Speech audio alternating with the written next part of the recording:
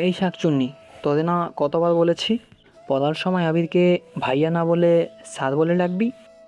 উনি কি আমার সত্যি সত্যি স্যার নাকি?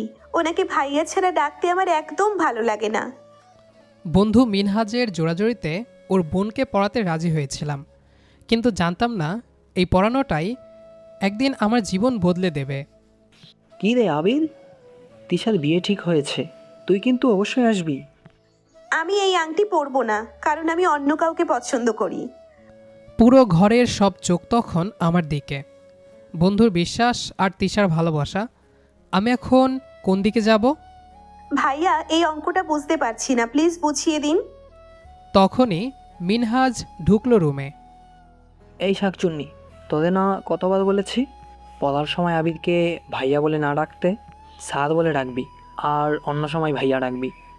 উনি কি আমার স্যার হন যে স্যার ডাকবো? ভাইয়া ছাড়া ডাকতে ভালো লাগে না আমার। গালে একটা পড়লে ঠিকই ভালো লাগবে। আর আবির, তুইও কি কিছু বলিস না কেন? আরে আমি আবার কি বলবো? আর তাছাড়া ওর যদি ভাইয়া ডাকতে ভালো লাগে তো ডাকুক না, সমস্যা কোথায়? পড়াশোনা ঠিকমতো করলেই হলো, ভাইয়া বা স্যার ডাকা জরুরি না। ঠিক আছে, তোর যেহেতু কোনো সমস্যা নেই তাহলে আমারও নেই। আমি একটু বাইরে গেলাম, তুই পড়া। আর হ্যাঁ, পড়া শেষে সন্ধ্যায় মোড়ে দেখা করিস। এই বলে মিনহাজ চলে গেল আর আমি তিশাকে পড়াতে লাগলাম। তিশা হচ্ছে মিনহাজের ছোট বোন, আর মিনহাজ হচ্ছে আমার বেস্ট ফ্রেন্ড। আমি আবির আহমেদ, মাস্টার্স কমপ্লিট করে চাকরির প্রিপারেশান নিচ্ছি, আর এসবের মাঝেই তিশাকে পড়াই। আসলে আমি পড়াতে চাইনি, মিনহাজের জোড়াজড়িতে রাজি হয়েছি। কিছু মাস পর তিশার এসএসসি পরীক্ষা, আর হুট করেই তিশার প্রাইভেট টিচার আসা বন্ধ করে দেয়, যার কারণে তিশার অর্ধেক সিলেবাস রয়ে যায়। তাই মিনহাজ বাধ্য হয়ে আমাকে বলল তিশাকে যেন এই কয়েক মাস পড়াই। আমিও আর মানা করতে পারিনি, তবে শর্ত দিয়েছি, এর জন্য কোনো বেতন আমি নিব না। মিনহাজ প্রথমে মানা করলেও পরে আমার জোড়াজড়িতে মেনে নেয়, আর সেই থেকেই পড়ানো শুরু করি। কয়েকদিন পড়ানোর পর বুঝতে পারলাম তিশা অনেক ভালো একটা স্টুডেন্ট, যার কারণে পড়াতে তেমন একটা অসুবিধে হয় না। আমি খাতা থেকে চোখ তুলে তিশার দিকে তাকালাম। ও খুব মন দিয়ে অঙ্কটা করার চেষ্টা করছে। কপালে হালকা চিন্তার ভাঁজ, যেন পৃথিবীর সবচেয়ে কঠিন কাজটা করছে এখন। আমি হালকা হেসে বললাম, দেখো, এই ধাপটা যদি আগে বুঝো তাহলে বাকিটা নিজেই করতে পারবে। তিশা চোখ বড় বড় করে আমার দিকে তাকালো।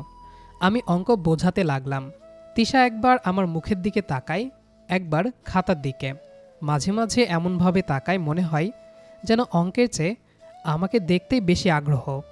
প্রায় 1.5 ঘন্টা পড়ানোর পর বললাম, আজ এতটুকুই, বাকি কাল করব। তিশা খাতা গুছাতে গুছাতে বলল, আপনি থাকলে পড়তে খুব ভালো লাগে। আমি একটু থেমে গেলাম। এই কথার উত্তর কি দেওয়া উচিত বুঝতে পারলাম না। শুধু বললাম, ভালো লাগা দিয়ে কিছু হবে না, রেজাল্ট ভালো করতে হবে। তিশা মুচকি হেসে বলল, রেজাল্টও ভালো হবে, দেখবেন। ও চলে গেল। আমি কিছুক্ষণ চুপচাপ বসে রইলাম। জানালার বাইরে সন্ধ্যা নেমে এসেছে, আকাশটা অদ্ভুত রঙে রাঙা। তারপর উঠে পাশের মোড়ে চলে গেলাম। কিছুক্ষণ পর মিনহাজ এলো। কিরে, পড়া কেমন হলো? ভালো। তোর বোন কিন্তু অনেক বুদ্ধিমতী। জানি, শুধু একটু দুষ্টুমি বেশি করে। তা তো করবেই, আর এখনই তো বয়স দুষ্টুমি করার। আর হ্যাঁ, তুই আবার বেশি আশকারা দিস না, নয়তো পরে বিপদে পড়বি। সে তখন দেখা যাবে। দিন যেতে লাগলো। দেখতে দেখতে তিশার পরীক্ষা শুরু হয়ে গেল। পরীক্ষার প্রথম দিন সকালে আমি ইচ্ছে করেই একটু আগে বের হলাম। রাস্তা তখনও পুরো জেগে ওঠেনি, হালকা কুয়াশার মতো ধোঁয়াটে আবহাওয়া। স্কুলের সামনে গিয়ে দাঁড়াতে দেখি অনেক স্টুডেন্ট, অভিভাবক সবাই ব্যস্ত। তিশা গেটের সামনে দাঁড়িয়ে আছে, হাতে অ্যাডমিট কার্ড শক্ত করে ধরা, মুখে নার্ভাস ভাব স্পষ্ট। আমাকে দেখেই একটু হাফ ছেড়ে বাঁচার মতো হাসল। ভাইয়া, আমার খুব ভয় লাগছে, যদি কিছু ভুলে যাই। ভয় পেলে চলবে? এতদিন যা পড়েছ সব মাথার ভেতর ঠিকই আছে, শুধু মাথা ঠান্ডা রাখবে। প্রশ্ন ভালো করে পড়ে তারপর উত্তর দেবে। তিশা মাথা নাড়ল, কিন্তু চোখে এখনও দুশ্চিন্তা। আমি বললাম, পরীক্ষা শেষে বাইরে এসে আমাকে খুঁজবে, আমি এখানেই থাকব। ও কিছু না বলে শুধু তাকিয়ে রইল, তারপর ভেতরে চলে গেল। 3 ঘন্টা আমার কাছে যেন 3 যুগ মনে হলো। কখন যে সময় যাবে, গেটের সামনে দাঁড়িয়ে থাকতে থাকতে বুঝলাম আমি অকারণে এতটা চিন্তা করছি কেন। নিজেকেই প্রশ্ন করলাম, আমি কি শুধু একজন টিউটর হিসেবেই এতটা ভাবছি? পরীক্ষা শেষ হলে ভিড়ের মধ্যে তিশাকে খুঁজতে লাগলাম। ও বের হতেই মুখ দেখে বুঝলাম পরীক্ষা ভালো হয়েছে। তিশা দৌড়ে এসে বলল, আলহামদুলিল্লাহ, সব কমন পড়েছে। ওর চোখে মুখে আনন্দ দেখে আমার মনটাও হালকা হয়ে গেল। দেখেছ, ভয় পেলে চলতো। আপনি ছিলেন বলেই সাহস পেয়েছি। পরীক্ষার প্রতিটা দিন একইভাবে কাটতে লাগলো। আমি সময় মতো যাই, ও পরীক্ষা দেয়, বের হয়ে গল্প করে প্রশ্ন কেমন হলো, কোথায় একটু কনফিউশন ছিল। এই কয়েকদিনে আমাদের কথা বলার বিষয় শুধু পড়াশোনা থেকে একটু একটু করে জীবনের দিকে ঘুরে গেল। ও মাঝে মাঝে নিজের ছোট ছোট গল্প বলে, স্কুলের বন্ধুদের কথা, ছোটবেলার দুষ্টুমি, ভবিষ্যতে কি হতে চায়। একদিন পরীক্ষা শেষে বলল, ভাইয়া, পরীক্ষা শেষ হয়ে গেলে আপনি কি আর আসবেন না? তেমন একটা আশা হবে না। কেন? সামনে চাকরির ইন্টারভিউ আছে, সেসবের জন্য প্রস্তুতি নিতে হবে। তারপর চাকরি হয়ে গেলে তো ব্যস্ত হয়ে পড়ব। তিশা চুপ করে থাকলো। মনে হলো কথাটা ওর মনে কোথাও গিয়ে লাগলো। পরীক্ষার শেষ দিন তিশার মুখে একসাথে 2 রকম অনুভূতি, খুশি আর অদ্ভুত এক শূন্যতা। আজ শেষ, কাল থেকে আর রুটিন করে দেখা হবে না। আমি মজা করে বললাম, এতদিন পড়ার জন্য আমাকে সহ্য করেছ, এখন শান্তি পাবে। উল্টোটা। কথাটা বলে ও অন্যদিকে তাকিয়ে রইল। পরীক্ষা শেষ হওয়ার পর কয়েকদিন আমি আর যাইনি। ভেবেছিলাম ওরও একটু রেস্ট দরকার, আমারও পড়ার চাপ আছে। কিন্তু অদ্ভুতভাবে প্রতিদিন সন্ধ্যা হলেই মনে হতে লাগলো এই সময়টাই তো আমি ওদের বাসায় থাকতাম। একদিন বিকেলে মিনহাজ নিজেই ফোন দিল। কিরে, হারিয়ে গেলি কোথায়? নাকি বাসার রাস্তা ভুলে গেছিস? আরে না রে, ভুলিনি, একটু পড়াশোনার চাপে আছি, তাই বের হওয়া কমিয়ে দিয়েছি। তা না হয় বুঝলাম, ঠিক আছে, মন দিয়ে পড়া, সময় পেলে আসিস। ফোন কেটে যাওয়ার পর আমি আবার বই নিয়ে বসে গেলাম। এবার সত্যিই নিজেকে পুরোপুরি পড়াশোনার ভেতরে ডুবিয়ে দিলাম।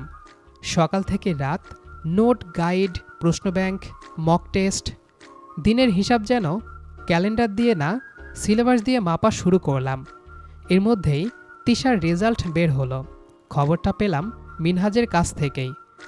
খুব ভালো রেজাল্ট করেছে শুনে আমার ভেতরে এক ধরনের স্বস্তি কাজ করলো। এতদিনের পরিশ্রম বৃথা যায়নি। মনে মনে বললাম, ভালো হয়েছে। ভাবলাম একদিন গিয়ে দেখে আসব, কিন্তু সে একদিন আর ঠিক হয়ে উঠল না। আজ মক টেস্ট, কাল কোচিং, পরশু ইন্টারভিউ প্রস্তুতি, এভাবেই দিন পেরোতে লাগলো। আমি বুঝতেই পারলাম না কবে থেকে ওদের বাসায় যাওয়াটা অভ্যাস থেকে প্রয়োজনহীন হয়ে গেল। আগে সন্ধ্যা মানেই ছিল ওদের বাসার দিকে হাঁটা, এখন সন্ধ্যা মানেই টেবিল ল্যাম্প জ্বালিয়ে বই খুলে বসা। একদিন হঠাৎ খেয়াল করলাম প্রায় অনেক দিন হয়ে গেছে মিনহাজদের বাসায় যায়নি। সময়ের সাথে সাথে যোগাযোগও কমে এলো। বিশেষ কোনো কারণ না, শুধু ব্যস্ততা। আমি জানতাম এই দূরত্বটা ইচ্ছে করে তৈরি করেছি, কারণ যদি আগের মতো যাওয়া আসা করে তাহলে মন অন্যদিকে টানবে, আর আমি সেই টানটা এড়িয়ে চলতেই চাইছিলাম। নিজের লক্ষ্য পরিষ্কার রাখার জন্য, নিজের মনকে কঠোর রাখার জন্য আমি ধীরে ধীরে নিজেকে সরিয়ে নিলাম। দিন শেষে বুঝলাম দূরত্ব কখনো হঠাৎ করে তৈরি হয় না।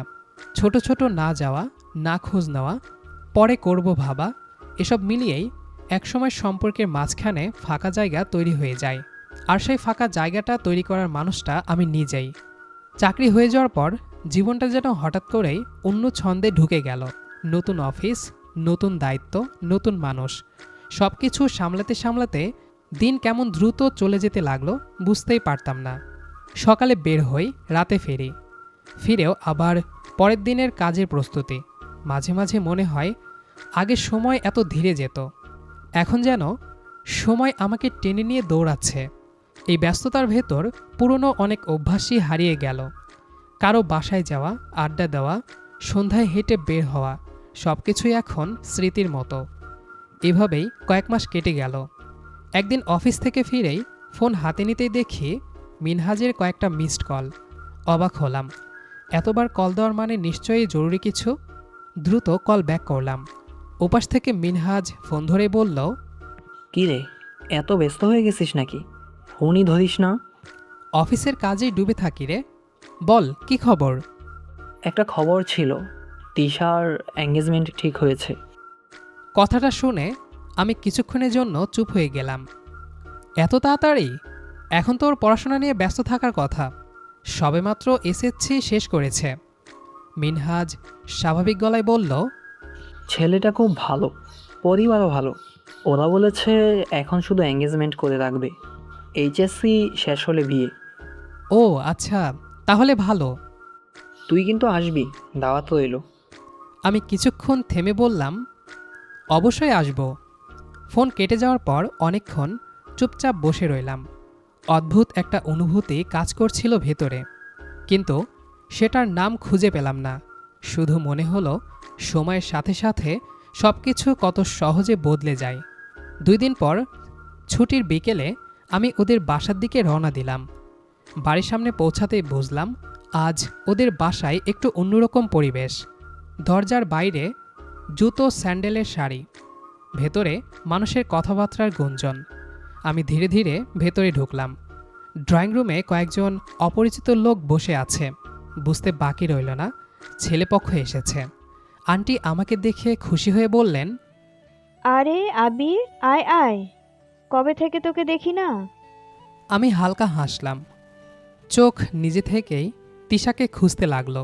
একটু পর ওকে দেখলাম ঘরের এক কোণে বসে আছে, মাথা নিচু, হাত দুটো শক্ত করে জড়ানো, মুখটা অস্বাভাবিক রকম শান্ত, কিন্তু সেই শান্তির ভেতরে কেমন এক মনমরা ভাব।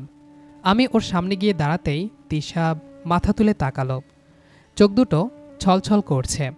সেই চোখের দিকে তাকিয়ে আমার বুকের ভেতর হঠাৎ করে কেমন অস্বস্তি শুরু হলো। আমি হালকা গলায় বললাম, কেমন আছো? ও শুধু মাথা নাড়ল। কোনো হাসি নেই, কোনো স্বাভাবিকতা নেই।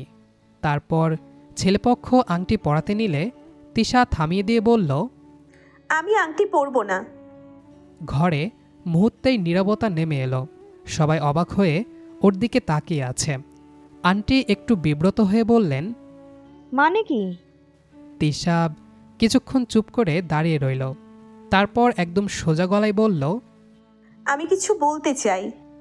মিনহাজ কপাল কুঁচকে বলল, কি বলবি? তিশা গভীর নিঃশ্বাস নিয়ে বলল, আমি এই বিয়ে করতে চাই না। ছেলেপক্ষ, আন্টি, মিনহাজ সবাই যেন একসাথে থমকে গেল।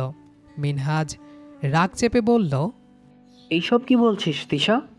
আর কি কারণে? তিশা এবার সরাসরি বলল, কারণ আমি অন্য কাউকে পছন্দ করি। কথাটা শুনে আমার বুকের ভেতর ধক করে উঠল, কিন্তু তখনও বুঝতে পারছিলাম না বিষয়টা কোন দিকে যাচ্ছে। আন্টি হতভম্ব হয়ে বললেন, কাকে? তিশা ধীরে ধীরে আমার দিকে তাকালো, সেই ছলছল চোখ নিয়ে। আবির ভাইয়াকে। ঘরের সব চোখ একসাথে আমার দিকে ঘুরে এলো। আমি যেন মুহূর্তের জন্য কথা বলার ক্ষমতায় হারিয়ে ফেললাম। মিনহাজ অবিশ্বাসে চোখে বলল, আবির?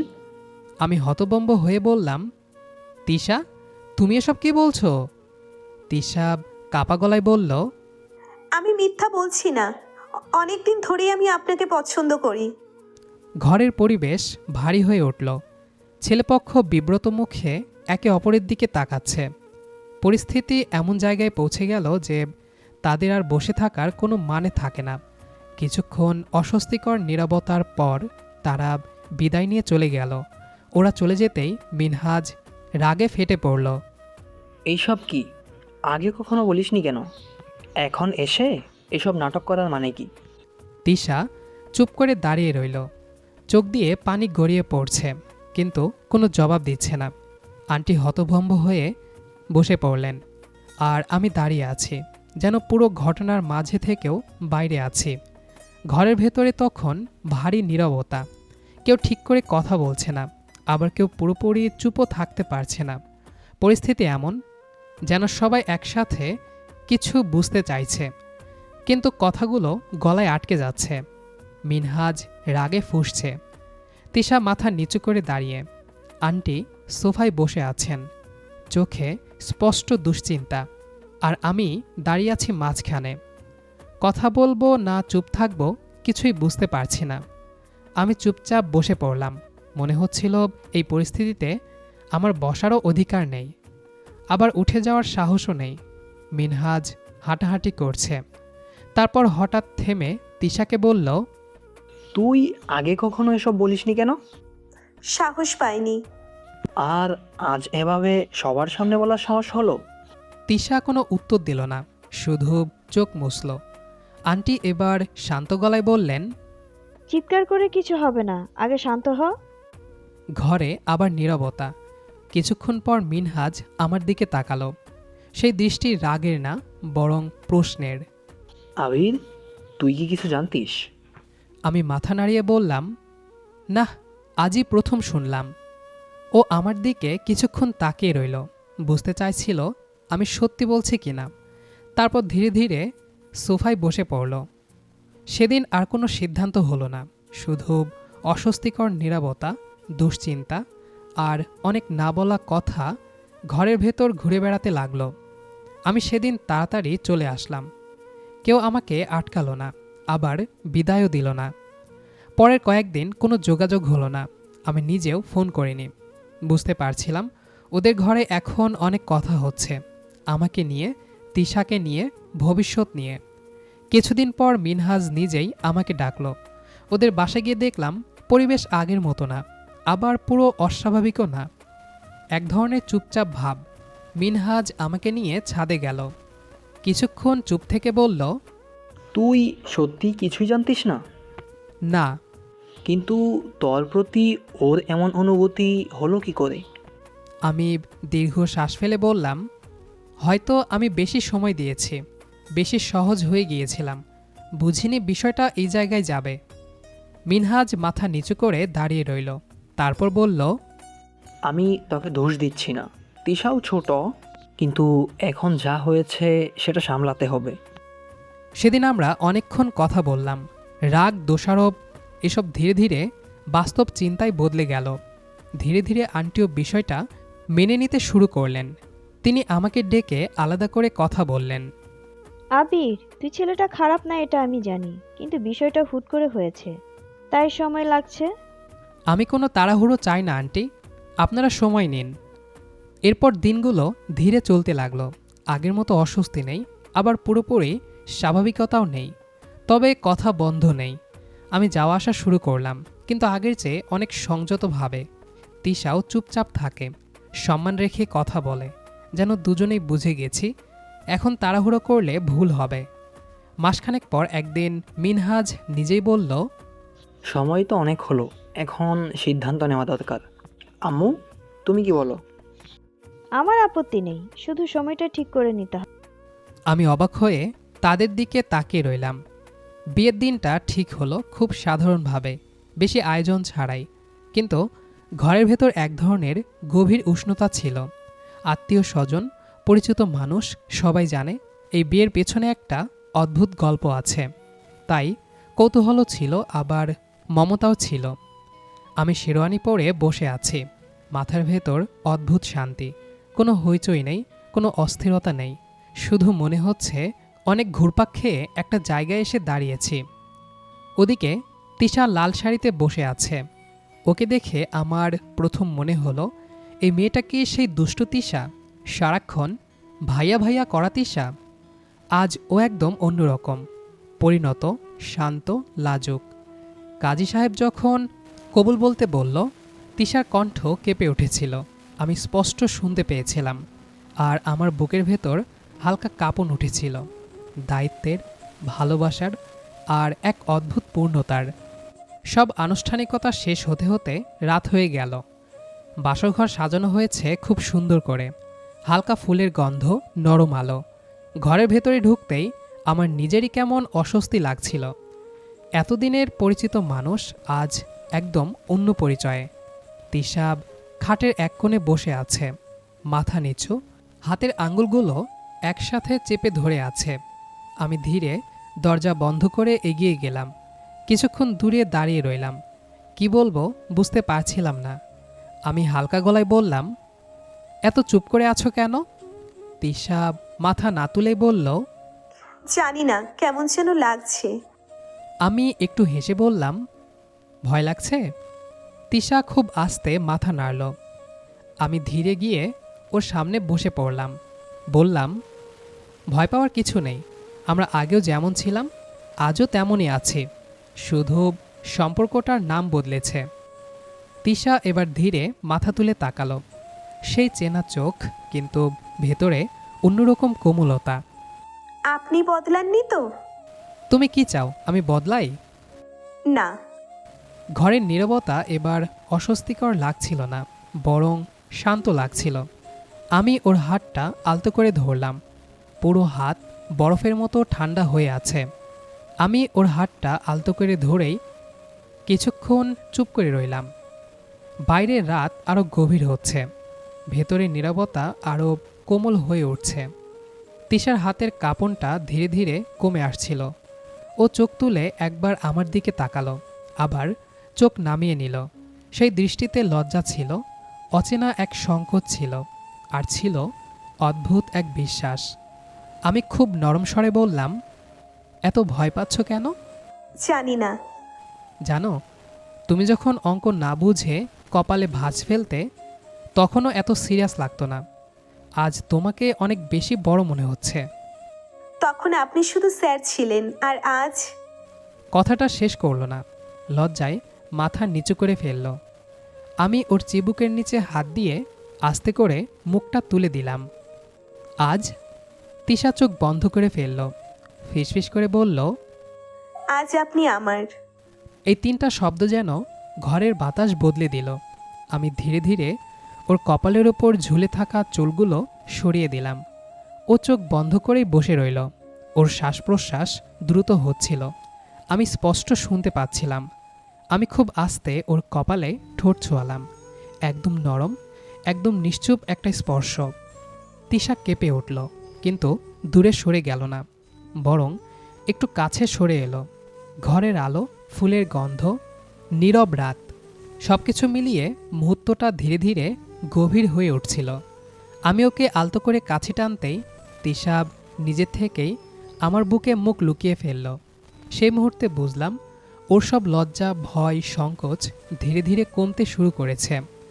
আমার বুকের কাছে মুখ রেখে তিশা খুব আস্তে বলল, জানেন, সেদিন যদি সাহস না পেতাম তাহলে হয়তো আজ সবকিছু অন্যরকম হতো। আমি ওর মাথায় হাত বুলিয়ে বললাম, আজ যা আছে সেটাই ঠিক ছিল। ও আমার পাঞ্জাবির কলার চেপে ধরে রইল, যেন ছাড়তে চাইছে না। ধীরে ধীরে সময় থেমে যাচ্ছিল, কথা কমে যাচ্ছিল, অনুভূতি বাড়ছিল। আমি ওকে একটু দূরে সরিয়ে ওর চোখের দিকে তাকালাম। সে চোখে আর কোনো দ্বিধা নেই, শুধু নরম এক ভালোবাসা ভাসছে। সেই রাতে কোনো তাড়াহুড়ো ছিল না, ছিল ধীরে ধীরে একে অপরের খুব কাছে চলে আসা। কথা, হাসি, লজ্জা, স্পর্শ সব মিলিয়ে দুজন মানুষ একে অপরকে নতুন করে চিনছিল। একসময় তিশা মাথা রেখে আমার কাঁধে হেলান দিল। আমি ওকে জড়িয়ে ধরে বসে রইলাম। বাইরে রাত শেষ হয়ে আসছিল, আর ভেতরে দুটো মানুষ একে অপরের মধ্যে নতুন একটা সকাল খুঁজে পাচ্ছিল। সম্পর্কগুলো কখনো কখনো খুব অদ্ভুত মোড় নেয়, তাই না? যে মানুষটাকে একসময় আমরা কেবল শিক্ষক বা বড় ভাই হিসেবে জানতাম, ভাগ্যের লিখনে সেই মানুষটাই হয়ে ওঠে জীবনের অবিচ্ছেদ্য অংশ। তিশা আর আবিরের এই মিষ্টি প্রেমের গল্পটি আপনাদের কেমন লেগেছে কমেন্ট করে অবশ্যই জানাবেন। গল্পটি ভালো লাগলে একটি লাইক দিন, এবং এমন আরও মন ছুঁয়ে যাওয়া গল্পের জন্য আমাদের চ্যানেলটি সাবস্ক্রাইব করে পাশে থাকুন। আজ তবে আসি, দেখা হবে পরবর্তী কোনো নতুন গল্পে। ততক্ষণ সবাই ভালো থাকুন, সুস্থ থাকুন। আল্লাহ হাফেজ।